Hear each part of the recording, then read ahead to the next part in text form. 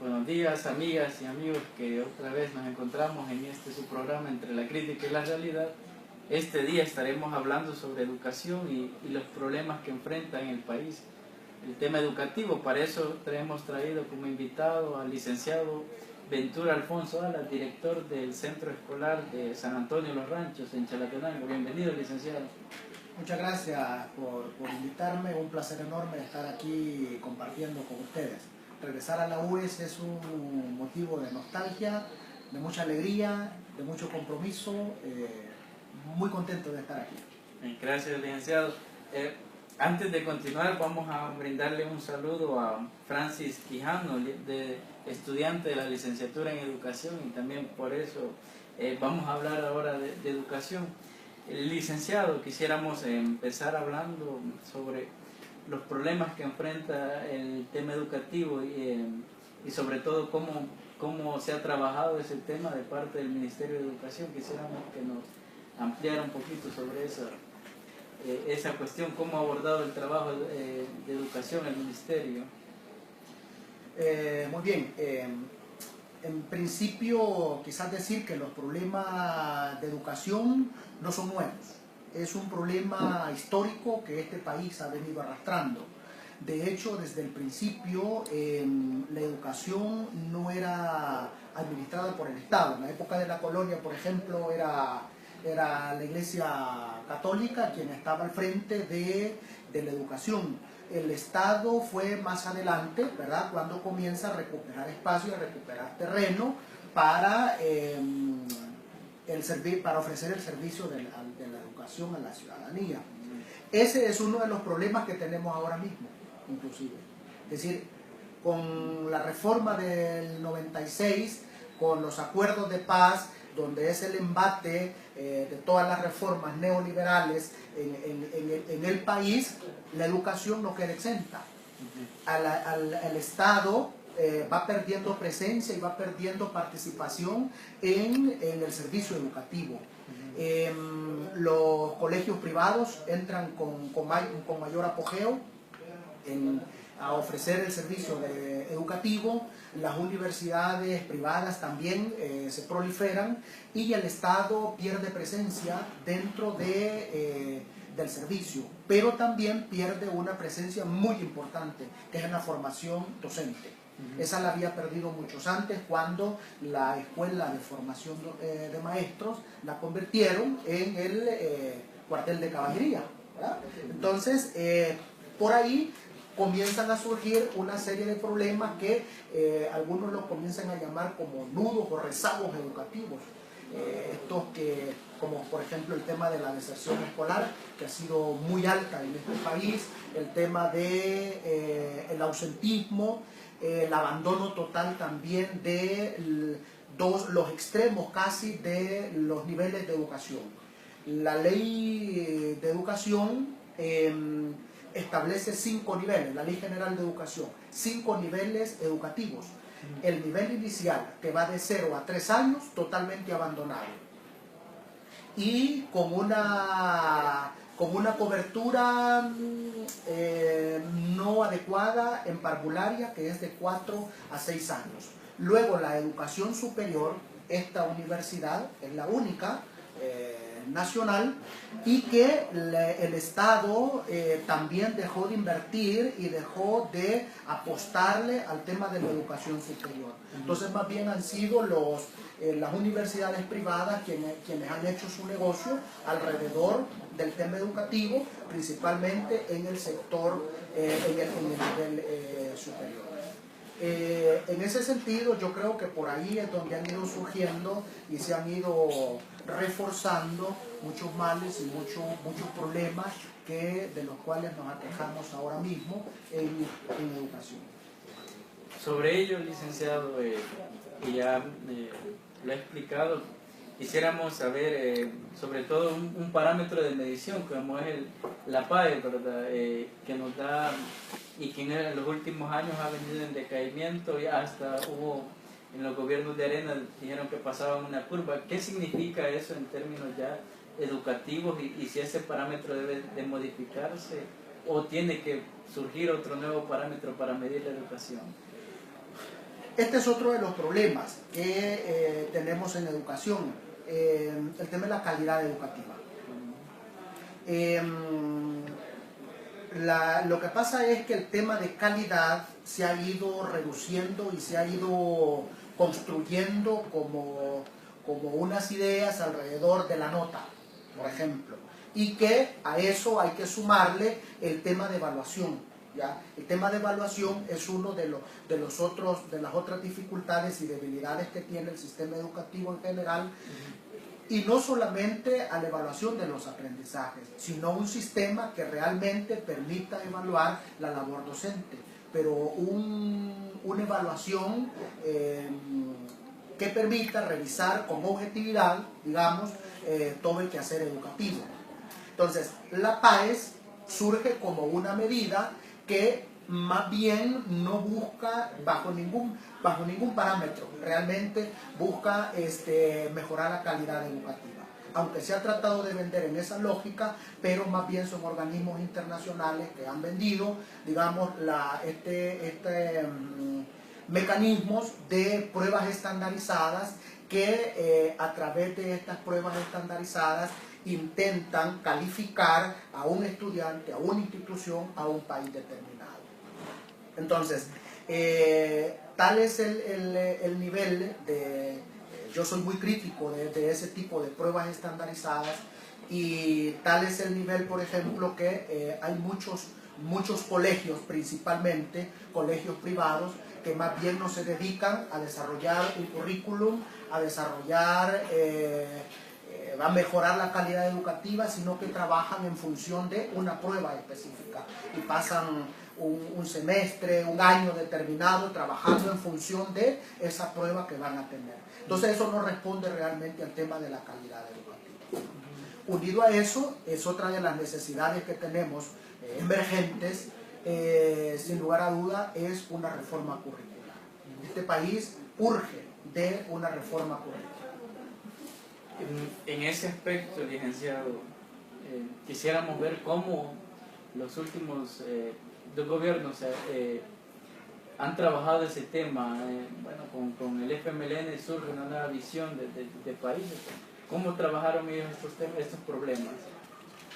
El primer gobierno del FMLN construye toda una política educativa, todo un diálogo que le permite construir el plan social educativo Vamos a la Escuela. Este era un plan que intenta rescatar justamente el valor social de la educación y de la escuela, el valor que tiene una escuela en una comunidad. Entonces, pero para todo esto necesitaba, y sigue necesitando, de una serie de condiciones que principalmente pasan por el tema de la inversión. Y en esto yo sí creo que los gobiernos del FMLN se han quedado muy cortos, ¿verdad? Han avanzado muy poco, aunque han habido pasos, ha habido incremento en el presupuesto de educación, pero sigue siendo muy deficiente para cubrir por lo menos esa demanda emergente. Otro elemento importante que ha planteado el gobierno ha sido el tema de la formación docente, la actualización docente.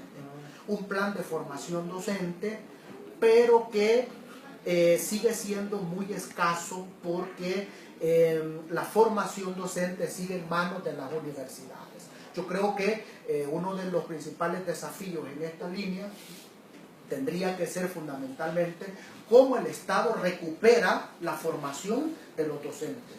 Porque el gobierno sigue formando, por ejemplo, a los militares. Esa formación la mantiene, ¿verdad? Pero los maestros no. Entonces nos parece una paradoja que mantengamos en manos privadas, cuando hay intereses económicos de por medio, la formación de los maestros. Entonces eso tiene que cambiar, tiene que haber una política más agresiva para rescatar bajo algún mecanismo, fortalecer por ejemplo la Universidad Nacional para que se encargue y sea la rectora de toda, por ejemplo, la formación docente, y que luego el ministerio, a través de algunos mecanismos, se encargue del tema de la actualización y darle seguimiento a al ejercicio docente.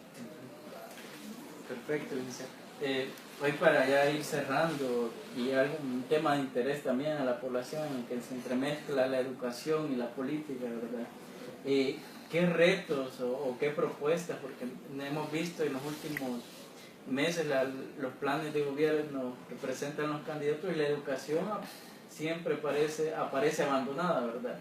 ¿Cuál sería el reto que debería de enfrentar y por la línea que deberían de trabajar el próximo gobierno que pueda llegar al país? Primero quisiera decir que yo veo unas propuestas en educación muy vacías, muy carecen, y parece que los candidatos tienen muy poco conocimiento de los problemas de la educación de este país. Por ejemplo, se abandera y hay spot publicitarios sobre el tema de inglés, por ejemplo, ¿verdad? Me parece bien como que una persona hable no solamente inglés, sino 2 o 3 idiomas, por ejemplo, ¿verdad?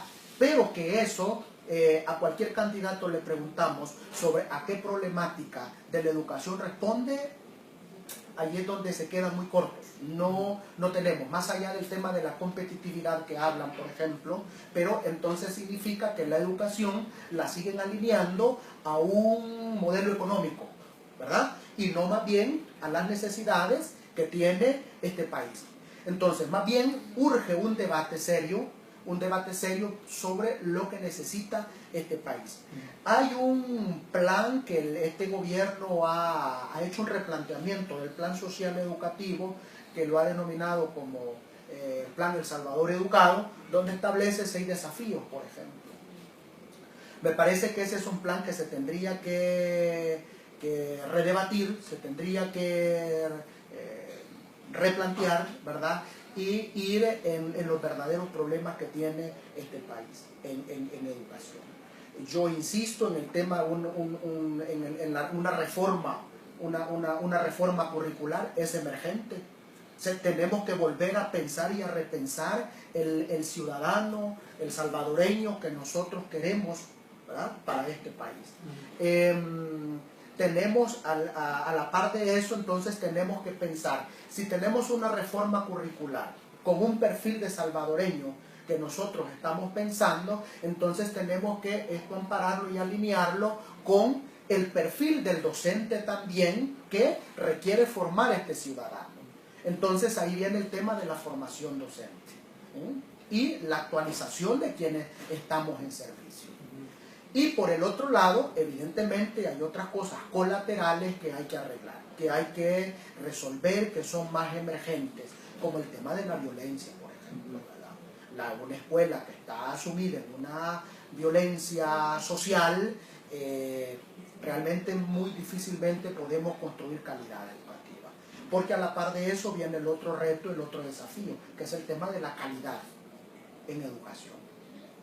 Estoy muy de acuerdo en que hay que avanzar en el tema de infraestructura, muy de acuerdo, en que hay que apostarle y que hay que invertir en tecnología, pero tenemos que repensar también el tema de calidad.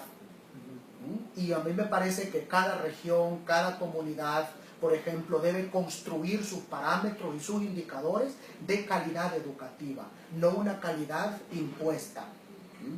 Porque ese ha sido también otro de los problemas que creo que hemos tenido, que pensamos que dotar, por ejemplo, a los centros escolares con equipos tecnológicos por sí mismos, eso ya resuelve y mejora los aprendizajes.